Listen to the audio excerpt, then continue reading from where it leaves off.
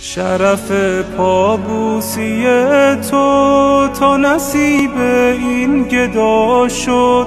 شرف پابوسی تو تا نصیب این گدا شد.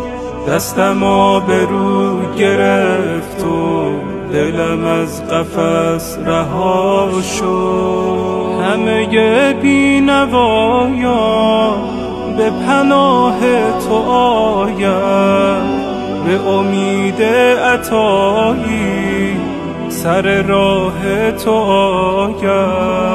سر آشفته ام را به ضریحت گذارم، دل درمانده ام را به شما می سپارم، به شما می سپارم.